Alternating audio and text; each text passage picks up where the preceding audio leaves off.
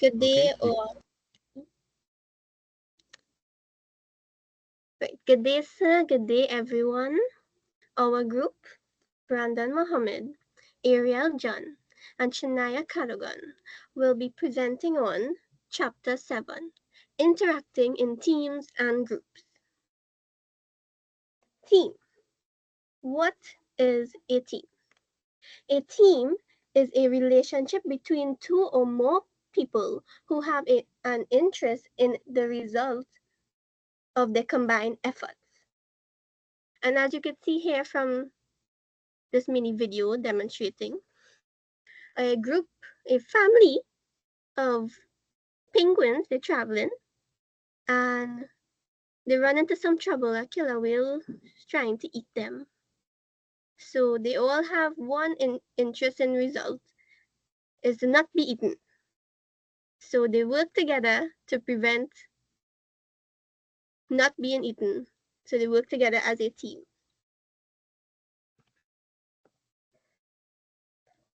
What are some characteristics needed for a team to be successful? Let's dive in. 10 characteristics of a successful team. A participative leadership is a type of leadership style that involves actively engaging team members in the process to achieve their goal. This approach encourages team members to share their ideas, feedback, and perspective, which are then considered. Positive atmosphere is essential for teams to thrive as it directly impacts their performance and overall success.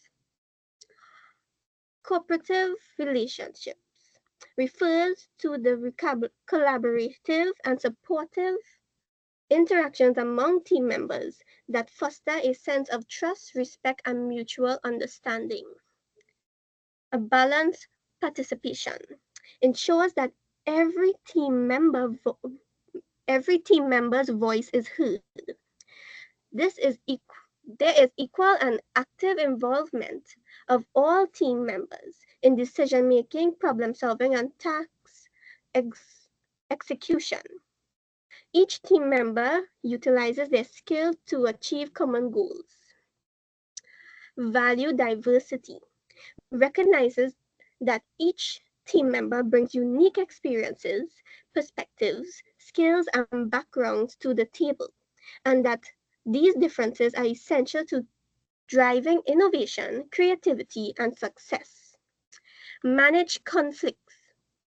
Conflicts are a natural part of many teams' dynamics, and the team members must be able to navigate and resolve conflicts in a constructive and respectful manner.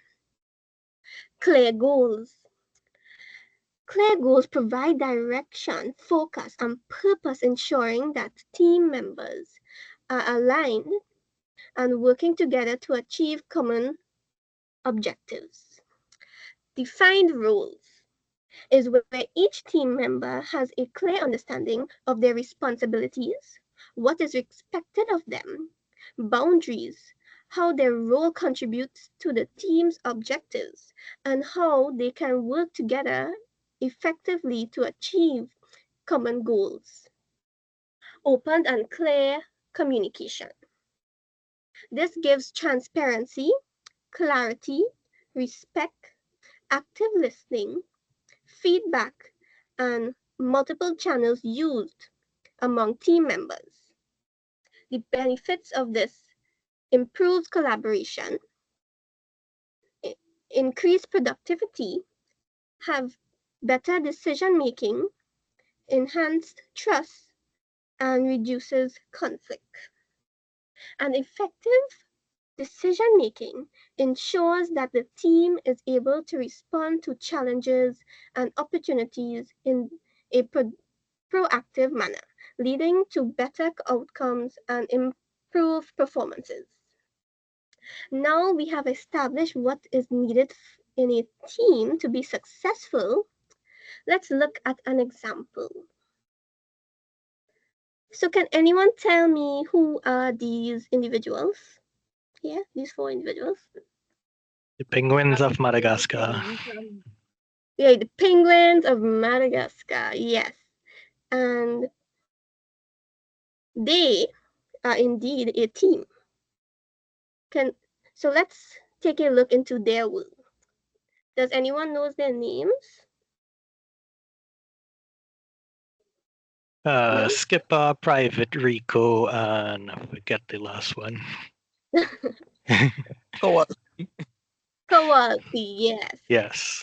So this one is Skipper, Rico, Kowalski is the tall one, and this one here is Private. And they are indeed a team that works together to achieve their objectives. Now, they are from the movie Madagascar, and they also have a series, The Penguins of Madagascar, on Nickelodeon, if anybody ever watched that before. So here are the characteristics that makes them a team. So we have Skipper. He is clearly the leader of the team, right? And each team member has their defined role and responsibilities. So here, Kowalski, he is the brains of the team. You can see him here doing the calculations and all the maths and how they're going to work out their missions. Rico here is the muscle of the team, right? If anybody ever watched the show, he stores all the gadgets that they use on their missions. He stores it in his belly, and when they need it on the mission, somehow he brings it up from his mouth, and they are able to use it. So he's the muscle. And lastly, Private here, he is the heart of the team. He brings the positive atmosphere, right? Keeping everybody in check. When it have any conflict, he's the one who break it up, and he always bubbly and showing love and stuff. So all 4 of them work together, right? They in a zoo, and in the zoo, when it have all the other animals have any problems or any issues, or somebody trying to take one of the animals from the zoo, they would work together to stop this. So they would go on their missions, and they would rely on each other's strengths and support each other's weaknesses to succeed. So does anybody know any other cartoon or any like teams from growing up? It have one team that involves a dog. Scooby-Doo, right? So if anybody ever here watch Scooby-Doo, right, with them and the Mystery Machine, always with Velma and Daphne and Fred, they always working together to solve mysteries. And they have a talking dog, Scooby-Doo, right? Here are some other examples of.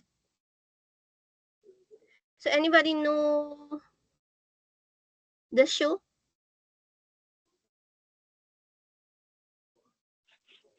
Grey's Anatomy. Grey's Anatomy, yeah.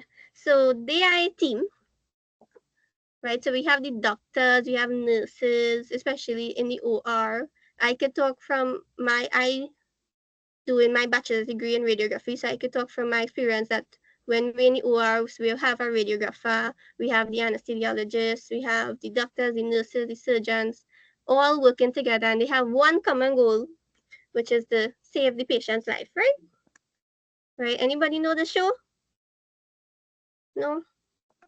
So this is a show called SEAL Team, and they are all a team, and they all have different roles, right? They have the sniper, they have the analyst, the leader, team leader, the breacher, the person who does interview the for intel teams. These are all teams. We have the singers. Everybody have their job, and one goal is to play good music.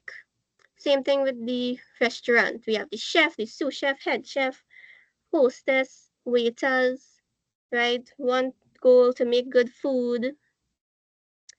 The production people, we have the cameraman, the actor, the mic man, You know, one goal to produce good movies. Anybody know the show? No, I watch a lot of TV. That's why I use it. So this is called FBI Most Wanted. Their one goal is to catch the fugitive and put him behind bars. And we have the computer geek. One is a sniper, one is the leader, and they all have different roles. Same goes for a company. You know, you have the CEO, and then you have different people, one doing design, one doing marketing, one doing um, sales, right? And anybody else knows these fellas here? Well, the No, whole of I Trinidad don't. is supposed to know them Of at this course. current moment. I only know St. Lucia Kings. I'm sorry. Well, for the Trinis in the class, we know we have to be supporting them right now, right? You know, everybody should know Puran, right? If anybody saw the game last week with TKR versus the Amazons, Puran was only hitting 6, right? He on a roll, and all of a sudden, the floodlight gone out in the middle of the game. And you know, Trini is making talk about, oh, Guyana tried to sabotage the game because Puran was only hitting 6. So they are a team, and they all have their different roles, whoever is the batter and the bowler, and one goal, main goal, to win CPL. Right? And here's a famous quote by Bill Belichick. Right? If anyone doesn't know him, he is a former American football player, right? For American football coach, sorry, for American football. He has coached many teams all over America. And he once said, on a team, it's not the strength of the individual players, but it's the strength of the unit and how they all function together. So I now pass you on to Brandon, who will further explain teams. Cool, thanks, Ariel, and thanks for the insightful starts. Hope everyone understands where she was coming from. Y'all hear me properly?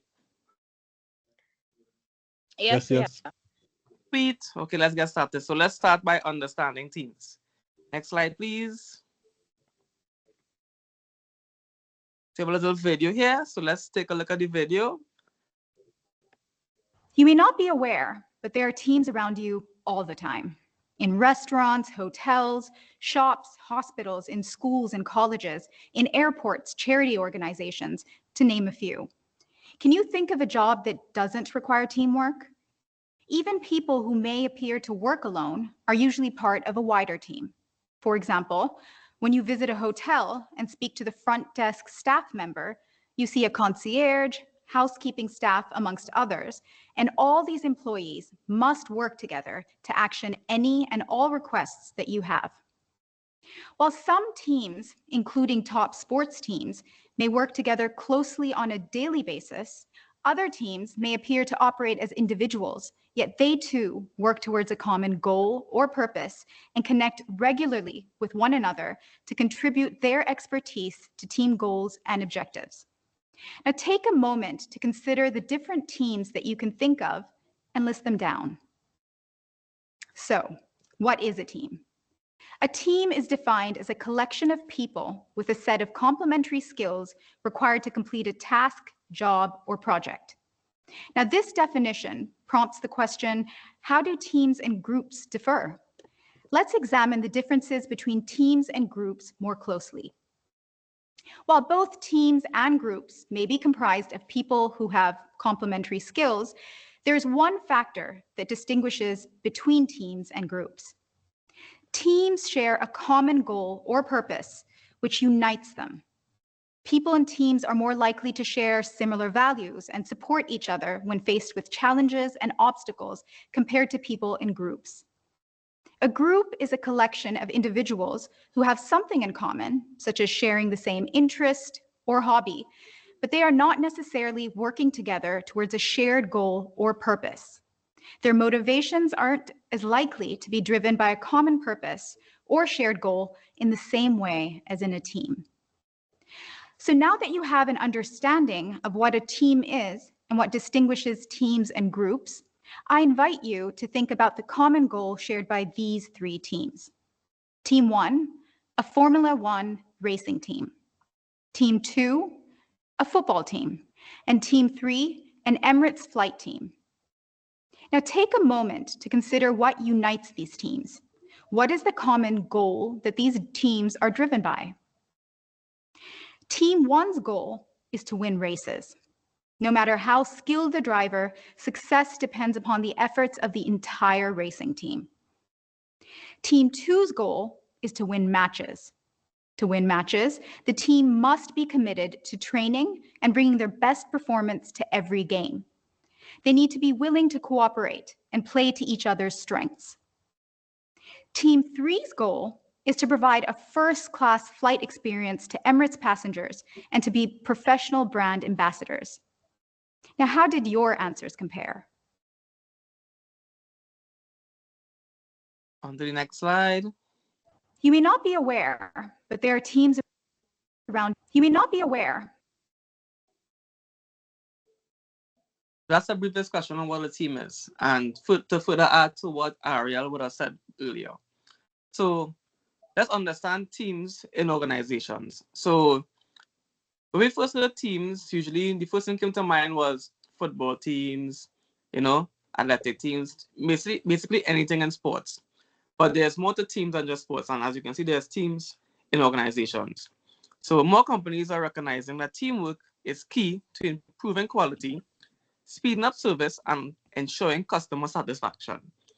Organizations can struggle to implement effective teamwork due to challenges in balancing authority, providing adequate training, or managing employees as individuals instead of as part of a team per se. Successful teams have leaders who foster a strong team identity involving all members, coaching rather than direct, and invest in team development. Next slide, please.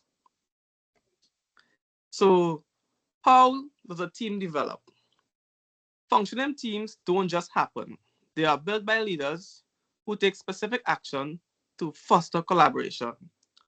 One key aspect is understanding that teams go through distinct stages of development. New teams operate differently than mature ones. If you worked on team assignments, you'll likely see your team evolve over time. Research outlines several stages of team development. Generally, these stages occur in sequence. Though they can have some overlap, each stage presents unique challenges for team members and leaders. Next slide, please. So, type of teams and characteristics. So let's explore different types of teams commonly found in organizations. So firstly, functional teams, which is part of a traditional hierarchy within an organization. This type of team consists of a supervisor and their subordinates, forming a formal chain of command, also known as a vertical team or command team. It can include multiple levels of hierarchy within a department. Typically, a functional team represents a single department. 2, cross-functional teams. This is made up of members from different departments within an organization, typically at similar hierarchy levels. So each team usually has a designated leader and collaborates on change projects. These teams tackle projects that affect multiple departments, ensuring diverse perspectives are included. They facilitate information sharing, propose improvements, generate new ideas, and assist in policy development. And another one would be evolution to self-directed teams. This is where a functional team groups individuals by their skills within a traditional hierarchy, where leadership is structured and vertical. In cross-functional teams, members have more freedom from the hierarchy, but they are still usually directed by an assigned leader. These teams can either be permanent or temporarily formed for a specific project. Next slide, please. So there are 3 elements characterized for self-directed teams. Diverse skills, where members possess varied skills that allow the team to handle major organizational tasks effectively, which promotes excellent coordination. Resource access, where teams have access to necessary resources, such as information, equipment, and supplies to perform their tasks. Decision-making authority, team members are empowered to make decisions, including selecting new members, problem solving, and planning for the future.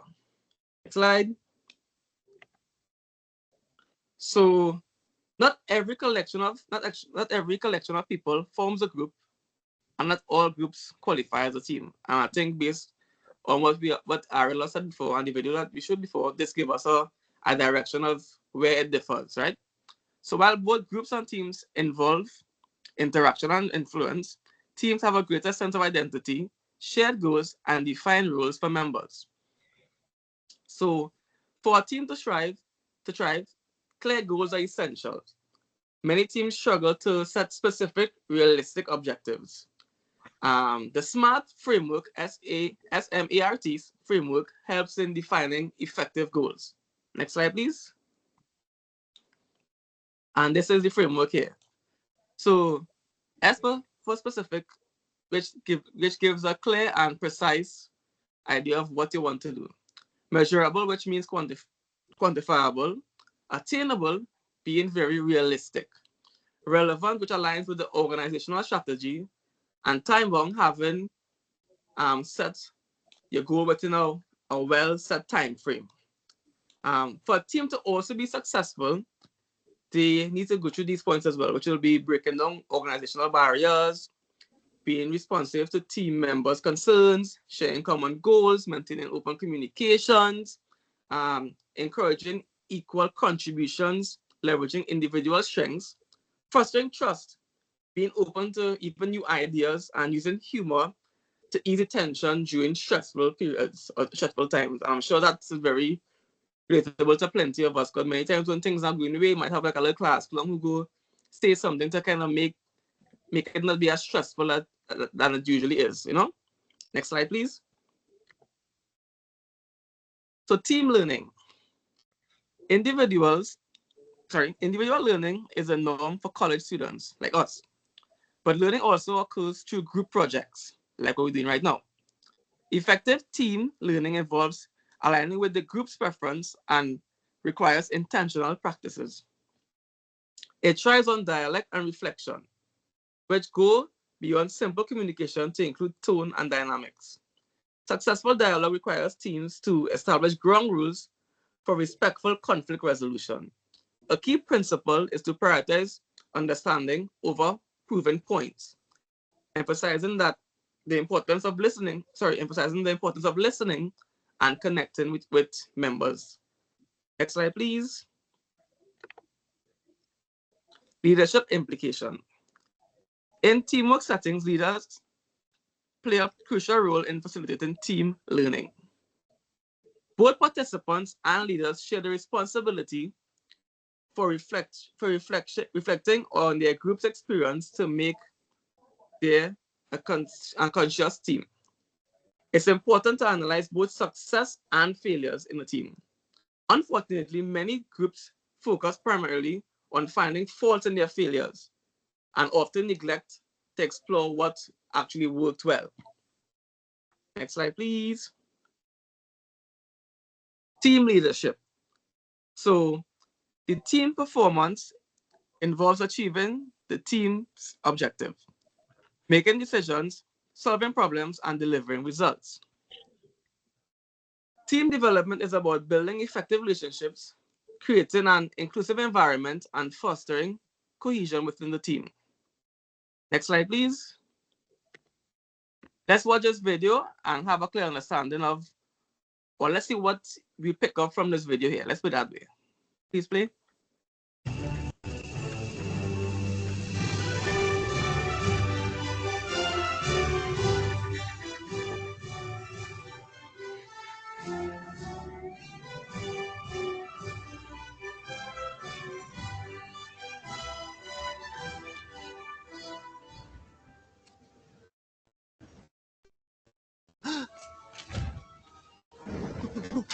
Oh no! Unlock!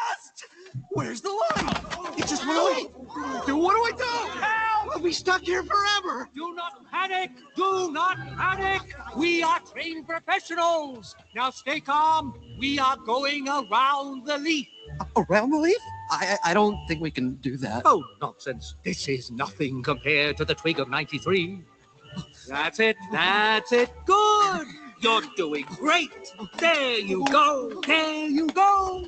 Watch my eyes. Don't look away. And here's the line again. Thank you. Thank you, Mr. Soil. Good job, everybody.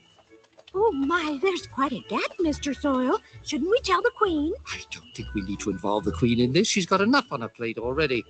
Training her daughter. Oh yes, Princess Sarah, the poor dear. All right. So our question for you all, what you all understand or learn from that little video clip from the Ants movie based on team leadership?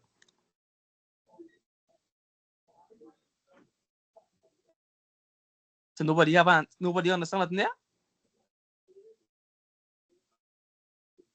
A leader needs vision. Sorry? A leader needs vision. Anything else? Are those ants a team or a group? Like what makes them a team? What Well, common leader, they have?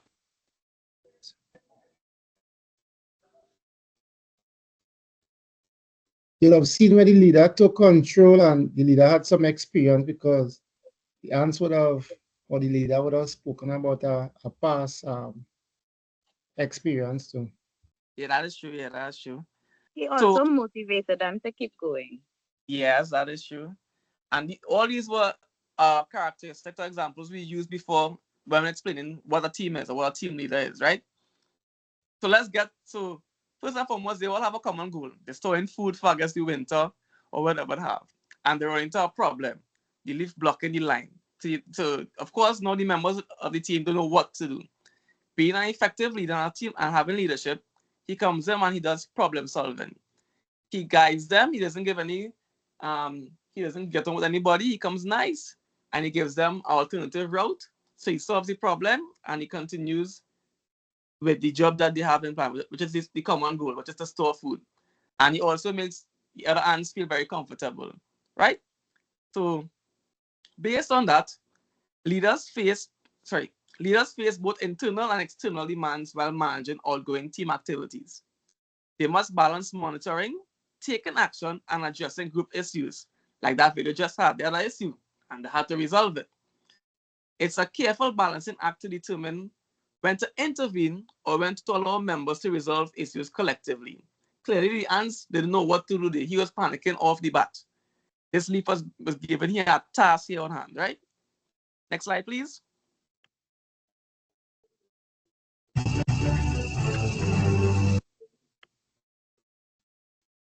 So several key characteristics of effective team leadership. Clear evaluating goals. The team believes the goal is worthwhile and knows when it's achieved. Results-driven structure. The team proposed shape to its structure. Competent team membership. Members possess the necessary skills and knowledge to collaborate effectively. Unified commitment. There is a strong sense of identity and team spirit. Collaborative climate, everyone contributes to the project's success, integrating individual efforts into the team's goal. Standard of excellence. High standards are established and understood by all team members.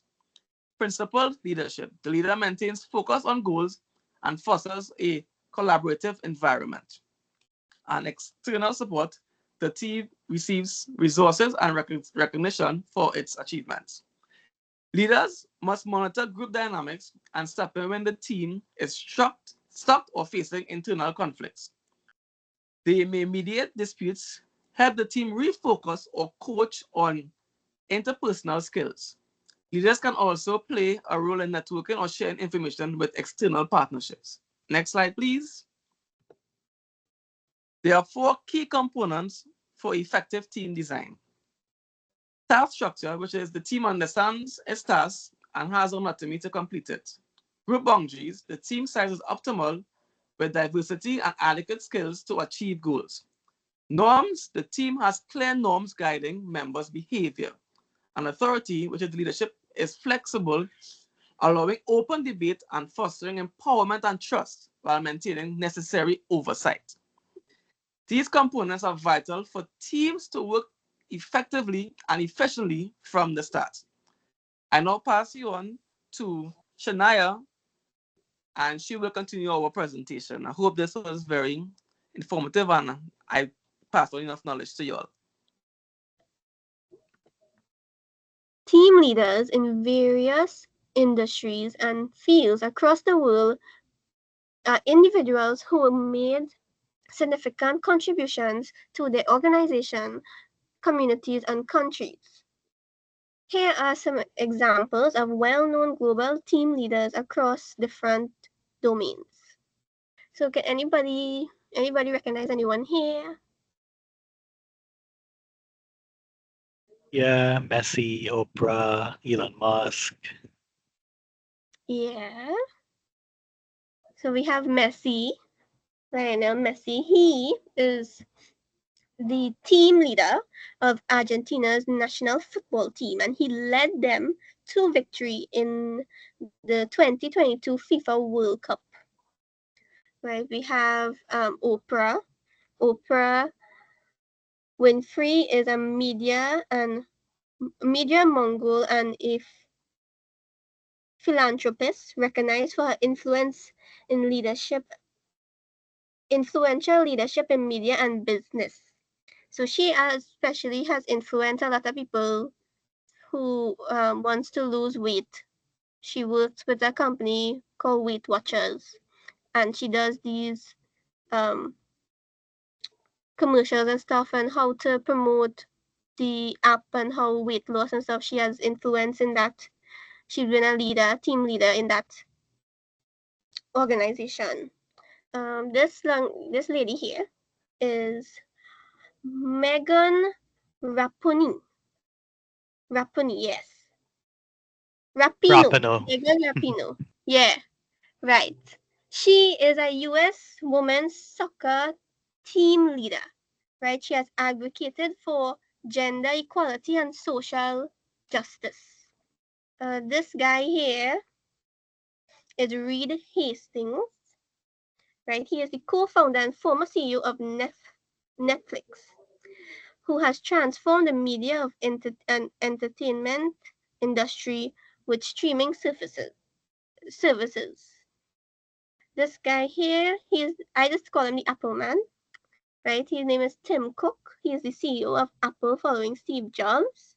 He's known for steering the company to become one of the most valuable in the world while emphasizing sustainability and privacy. Elon Musk is CEO of SpaceX and Tesla, right? And has anybody here ever been in a Tesla? No. So if I have been in a Tesla away, it's kind of like being in a mini rocket ship, spaceship kind of thing, the way it's designed. And Elon Musk, he designed it in a way to for the technology advancement in electric vehicles and also in space exploration and renewable energy. This lady here, I discovered her during the pandemic. Her name is Jacinda Ardern. During the pandemic, she was the Prime Minister of New Zealand at the time. She is now the former Prime Minister. She led her country during the pandemic, where New Zealand was one of the countries who had the lowest rates of COVID-19 because she at the early in time of the pandemic, she closed off all the airports and stopped certain things from coming into the country and was able to maintain COVID-19 in New Zealand. She is praised globally for her compassion leadership, particularly during the crisis like the Christchurch mosque attack and COVID-19. This person here is Mary Barra. is an engineer, and she is the CEO of General Motors and has been at the forefront of the company's efforts to transition towards electric vehicles. She promotes the environment to be more green, and she's leading a team of engineers into making more of electrical vehicles, affordable vehicles for everyone, and to improve the environment. And this guy here is Satya Nadella. He's the CEO of Microsoft, and if anybody lately had realized, Microsoft has been upgraded in a way where the cloud computing could store, it does back up everything. I noticed that recently with my Microsoft, that anytime I have any kind of info save, and if I lose it, it is backed up. I could always find it back. And he even transformed the artificial intelligence in Microsoft as well. So these are just some team leaders in the world today. Group. What is a group? A group is a collection of 3 or more individuals who share a common interest, interdependent goal, characteristic, and can exert mutual influence, but they are united by a shared identity or purpose. So anybody know this group here? These ladies? It's the Golden Girls. Yes, the Golden Girls. And what are they doing in the video here? They're doing a group hug. Yeah, group hug, right? So they're doing a group hug with all of them. Something I'm pretty sure all of us have done, right? Sometime in our life. So what makes a group? Characteristics of group. Individual goals refers to specific objectives, targets, and aspirations that each member of the group wants to achieve. These goals can be related to the group overall objectives or can be personal in nature, such as career advancement, skills development, and personal growth. Size and composition.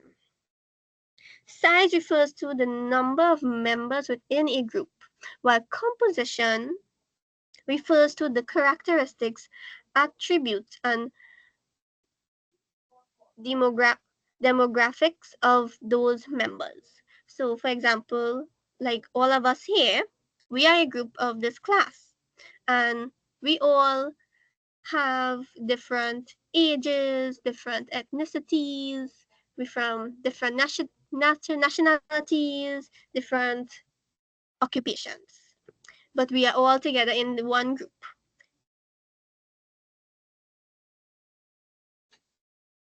Independent individuals refers to unique personalities, characteristics, and traits that each group member brings to the table. For example, such as thoughts and opinions, feelings and emotions, behaviors and actions. Individual accountability refers to the extent to which each member is responsible for their own actions, decisions, and contributions to the group's goal and objectives. This characteristic is essential in understanding how group members are motivated, engaged, and committed to achieving common goals. Status refers to the relative position or ranking of each member within the group social order. This characteristic is essential in understanding how the group members influences each other, and allocate resources. Collective identity refers to the shared sense of belonging, purpose, and values that unite group members and distinguish them from each other. This characteristic is essential in understanding how group members develop a sense of community and work towards common goals. We now understand the ingredients needed for a group. Let us identify the different types of groups. So there are many types of groups: informal, formal, primary, secondary, but we will be looking at informal and formal groups. An informal group are formed naturally around common interests, identities, or social goals. And a formal group are created by company leaders to perform a specific task for an organization. So anybody knows these group of people here?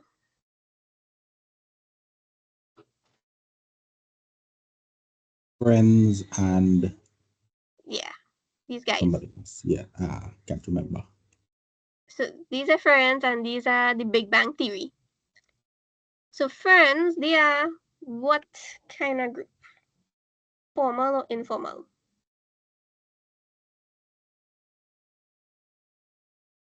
Informal. Informal, yeah.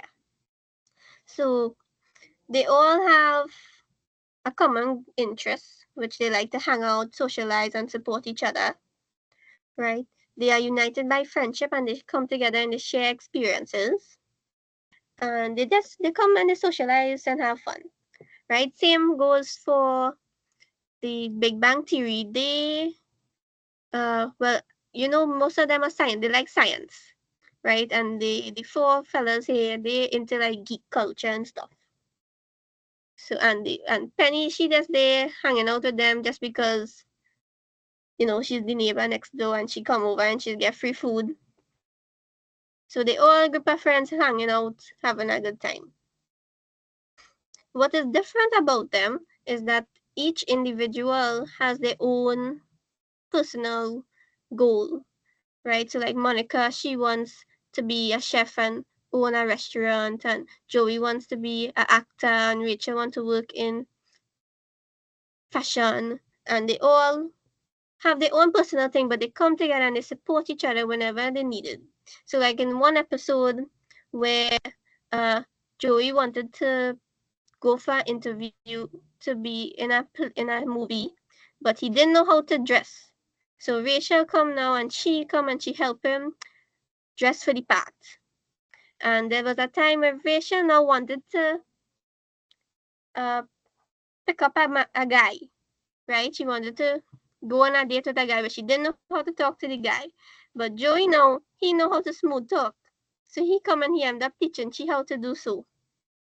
So in this group of friends, they end up helping out each other and supporting each other, but they have different goals in life. Same goes for the Big Bang Theory. All of them have their own personal who wants to be in, like Sheldon wants to do string theory and he likes stars, and this one likes brains. They all like different things. So yeah, here's a classification of the groups, the formal and informal. So like the informal is friendship, referred groups, interest groups, and the formal like task groups and command groups.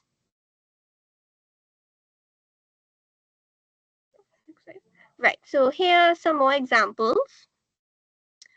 These are around the world, each with unique purpose and characteristics, right? So here we have religious groups. So we have Christianity, Hinduism, Islam, Judaism, we have Buddhism, and much more. This is the UN, right? The United Nations. They are a political group, right? And they are formal groups as well. We have sports groups like the FIFA and NBA. We have the environmental and activist groups, so the World Wildlife Fund, where they conserve and conservation and environmental protection. We have like youth groups like in churches and stuff. This is the WTO, the World Trade Organization, where we have the Red Cross. We have different races. So Africans, the Native Americans, the Polynesians, Caucasians, Chinese, and we have many more. And this group is Doctors Without Borders. It's a small group where they go to countries who don't have access to healthcare. So places like in Africa or um, Afghanistan, and they help the people in need. So they go to all these places where it's scary, and they offer medical aid to the populations in distress. These, even though I mentioned them in teams, so they are a team, right? But they have groups of them in law enforcement. So one group will be for homicide, and then another group will be for narcotics, and another group will be for armed robbery. So it have different branches of groups with them, even though they are a team that working for the different branches of the groups. And this is a quote by Margaret Mead. Oh gosh. Right? She was an American anthropologist, best known for her studies of people of Oceania. She's also commented on a wide array of social issues such as women's rights, nuclear proliferation,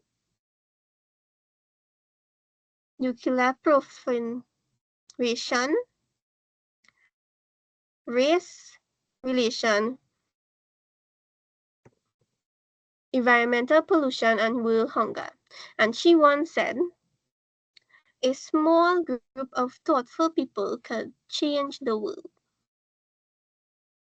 So I now hand you over to Shania.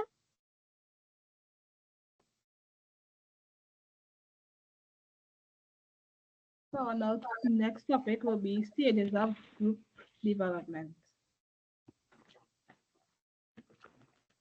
Existence of groups, whether formal or informal groups, they go through fairly predictable stages of development. According to the Tuckman's model, explains the group maturity and ability, relationships, established and leadership styles changes to more collaborative or shared leadership. As shown on the slide, there are 5 stages of group development. They are the forming, the storming, norming, performing, and enjoying. So the forming stages is the creation of a group in its initial stage. At this stage, trust is established, building initially occurs. After the success of this stage, open trusted relationships that value inclusion form. The next stage are the storming stage.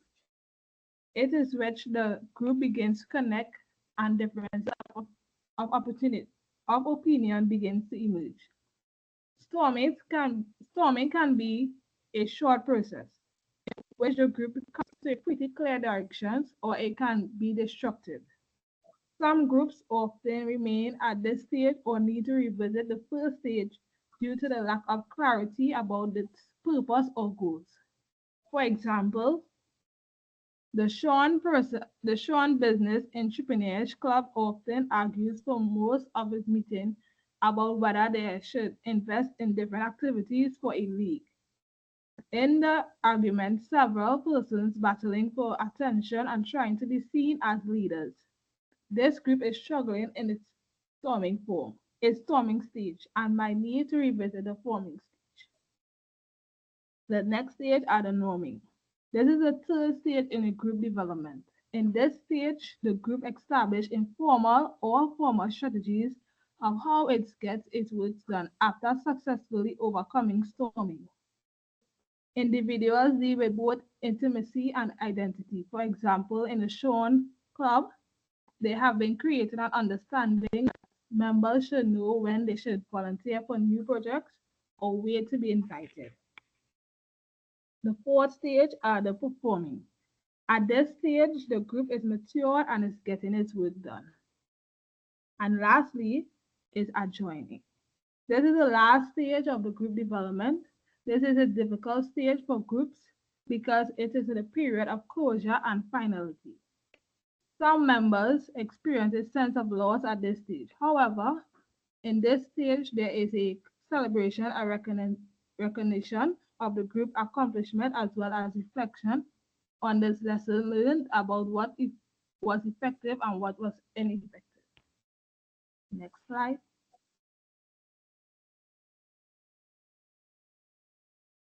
So the next topic are common roles in a group.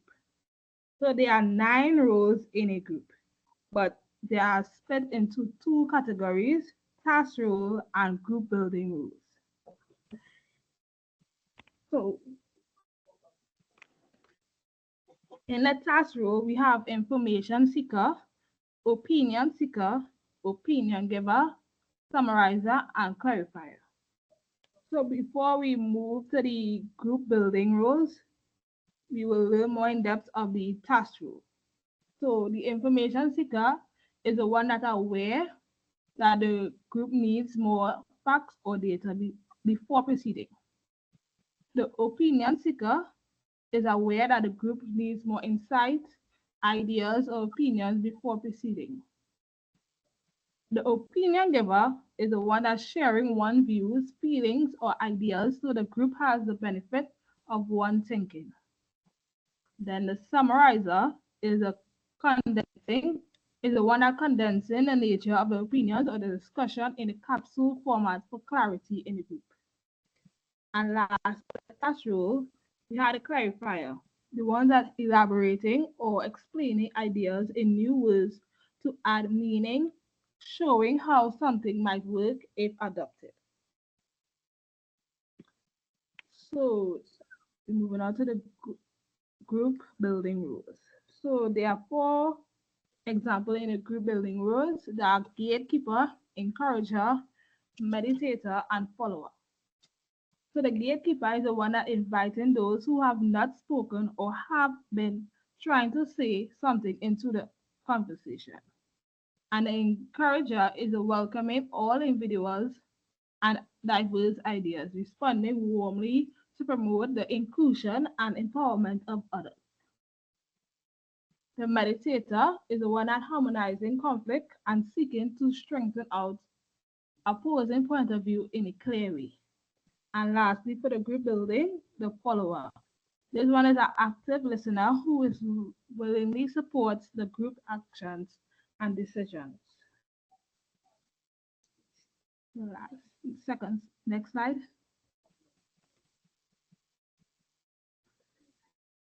And before you watch the video for conflicts in groups, as previously discussed in the storming stage, groups normally experience conflicts, which cause intense and hostile. But it can also be effective method for improving the group's outcome. So now you will be watching the videos to get a proper in-depth explanation. So play the video. Hello, I'm Tracy Wallach. In this video, I'm going to take a system psychodynamic approach to understanding and working with conflict in groups and organizations. Conflict and aggression are normal aspects and reflections of the human condition. Conflict is neither positive nor negative in and of itself. Rather, it's an outgrowth of the diversity that characterizes our thoughts, attitudes, beliefs, perceptions, and our social systems and structures. It is important for organizations to be able to work with difference and with the conflict that it generates. In organizations, conflict may manifest between individuals in the group, between subgroups, or between the organization and its environment. When conflict occurs consistently between specific individuals or groups within an organization, it's usually a symptom of a larger organizational issue. Agazarian and Philibosian contend that living human systems survive, develop, and transform from simple to complex through an ongoing process of recognizing and integrating differences. At the same time, differences and conflicts stir up feelings of discomfort, irritation, and anxiety. Because conflict stirs up these difficult feelings, it's often viewed as a problem to be fixed or extruded rather than an expression of a polarity or paradox that's inherent in group life. Nitzan states that constructive and destructive processes in groups exist simultaneously, and it is this dialectic that provides the opportunity for transformation. The ability to sit with difference and the conflict it arouses offers opportunities for reflection, growth, innovation, and transformation. Transformation isn't possible without first bringing to light the difference and conflict that exist within any human system. Beyond belief that membership in any group is inherently conflicted. On the one hand, we long to be part of something bigger than ourselves, to belong, but at the same time, we fear losing our individual identity in a group. Beyond belief that individual members enter groups with their own personal, rational, and non-rational aims and needs, and employ psychosocial defenses, such as splitting, projection, and projective identification in order to tolerate the powerful tensions of group life. These terms are explained in another lecture on this channel. The group serves as a container for the various projections of individual group members and also takes on a life of its own as a consequence of these projections. The group as a whole then becomes an entity much greater than the sum of its individual parts, with a character of its own. The group may find covert or unconscious ways of containing or managing its conflict or anxiety by using its members through processes of projective identification to contain difficult emotions, thoughts, or points of view on behalf of the group as a whole. That is, an individual group member, a pair, or a subgroup may be compelled through the processes of projective identification to take up a role to meet the unconscious needs of the group. The group as a whole can maintain its equilibrium as long as it can view the problem as located in one individual or subgroup. Demographic characteristics such as age, gender, race, ethnicity, socioeconomic status, and physical characteristics may serve as the basis for which certain members are ascribed particular roles. By locating the intolerable feeling or point of view in one person, the rest of the group members may divest themselves of responsibility and thus can continue to deny their own contribution to the problem. By scapegoating a particular individual, the group maintains a connection with the split-off aspects of itself without having to actually take ownership of those parts or to feel the anxiety that such ownership would involve. As Smith and Berg say, the deviancy is informing the group about aspects of its nature of which it would prefer to remain ignorant. Heifetz maintains that the role of a leader is to help the group face its adaptive challenges. Scapegoating is task-avoidant behavior and often seen in groups operating under basic assumption fight-flight. Scapegoating behavior allows a group to manage its anxiety about a conflict or a particular challenge it might be facing. Ultimately, it also interferes with a group's ability to effectively face that challenge or conflict or to adapt to its environment. Real change or transformation can thus be avoided. If the group succeeds in extruding the scapegoat from the group, it's likely that the problem or conflict that the scapegoat represented will surface elsewhere in the system. Because the group hasn't adequately worked through the conflict, it remains in the system. So getting rid of a so-called problematic employee or group may provide temporary relief, but often results in someone else taking up the role of problematic employee in the system. When I'm invited to help a group or system work with internal conflict, I approach it as a systemic issue rather than an interpersonal one. I start with the rational process of the group. The first thing I explore is whether there is a structural aspect of the conflict. That is, I look at BART. The concepts of task, role, boundary, leadership, and authority help us to understand the overt and covert dynamics of groups and systems. When these elements are agreed upon and in alignment with each other, groups and systems may function relatively well. Conflict can arise when there is disagreement, spoken or unspoken, or when task, role, boundaries, and authority are not in alignment. This creates an environment where basic assumption tendencies are more likely to take hold.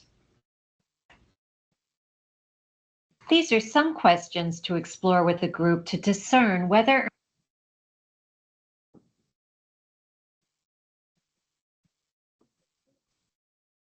Right, okay, so the next slide. So that is just a summary of the conflicts in groups.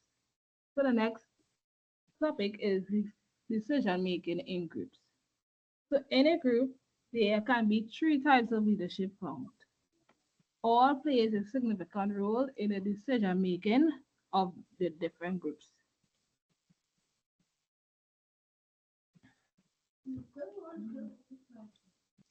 So some groups believe that positional leadership is most effective because there may be no time to hold a group meeting or consult with group members, or the leader may be representing the group in another meeting and need to speak for the group.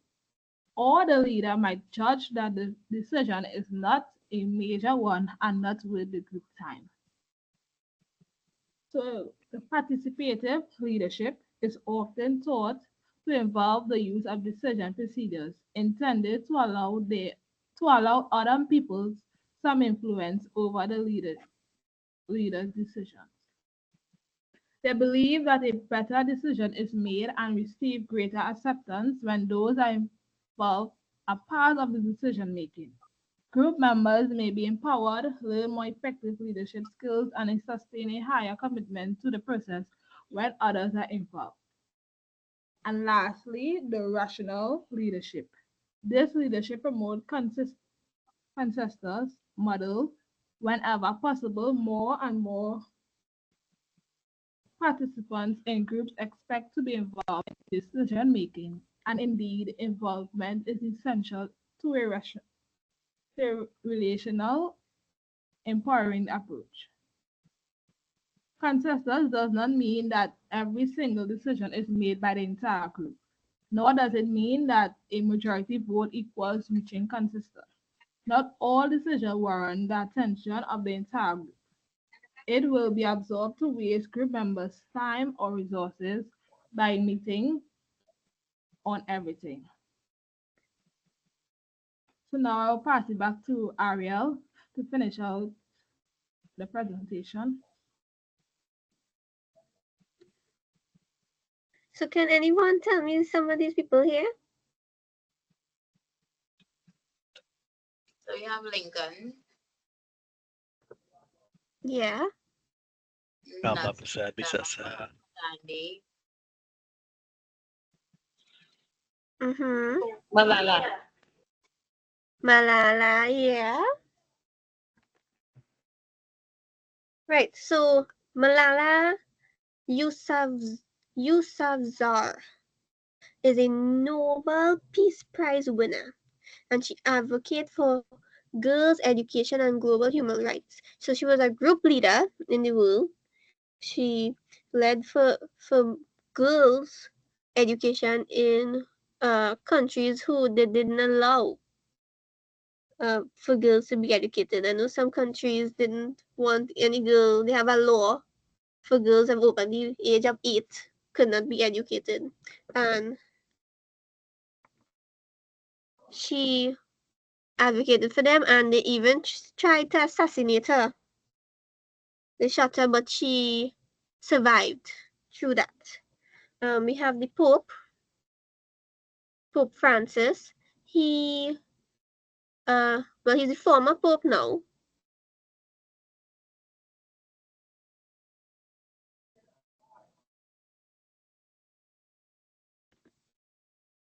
We have Martin Luther King, Kamala Prasad Pisasa. She is the first female Prime Minister of Trinidad and Tobago. She was the first Authority General and the first opposition leader, first female, right? She made history in Trinidad and Tobago. And when she ruled from 2010 to 2015. She did good for Trinidad. She made she paved roads, and I know she built the hospital in Cuba. She built a big firehouse in Mayaro.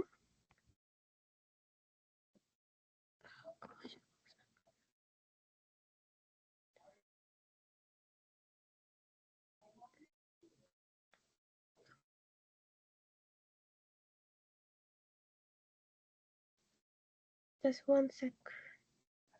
Right, so Mahatma Gandhi was one of the greatest national and civil rights leader of the 20th century. He served as a lawyer, politician, and activist in the struggle for social justice and for India's independence from the British rule. Right? He fought for that. He fought for peace. He also was assassinated because people didn't like that. The British didn't like how he was fighting for his group for India.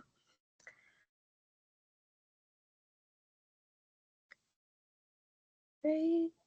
Martin Luther King is known for his contributions to the American civil rights movement in the 1960s.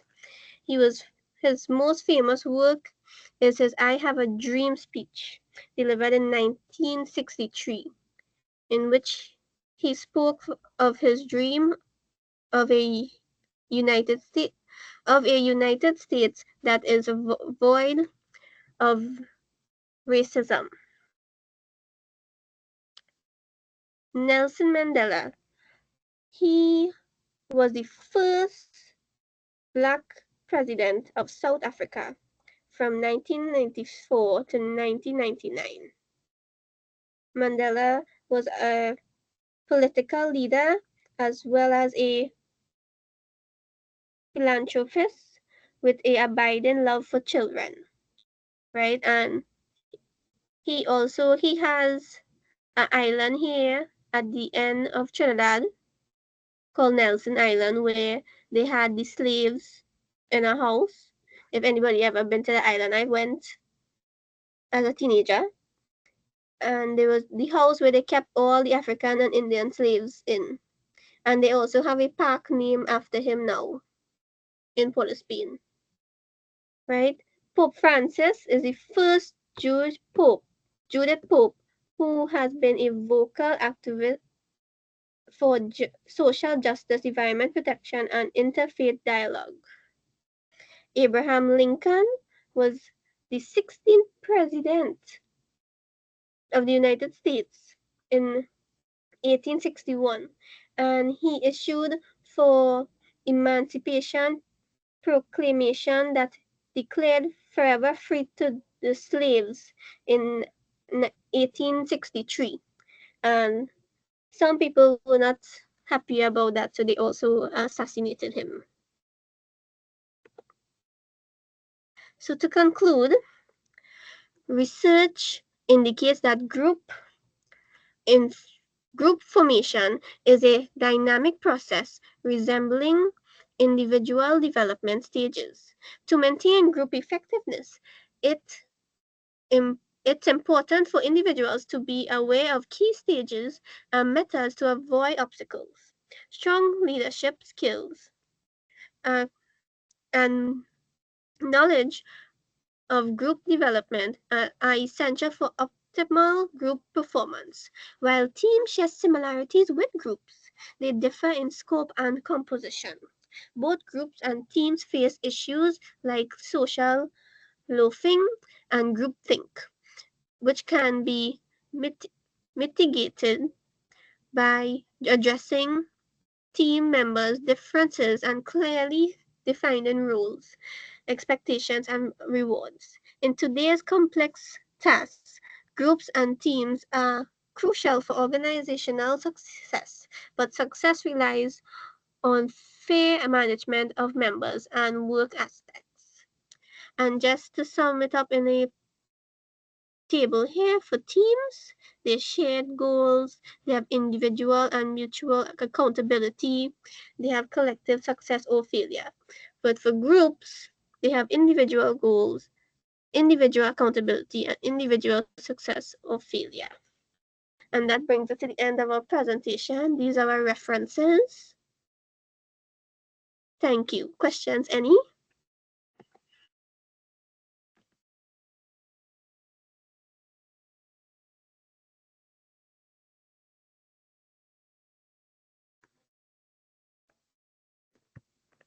Right, so since there are no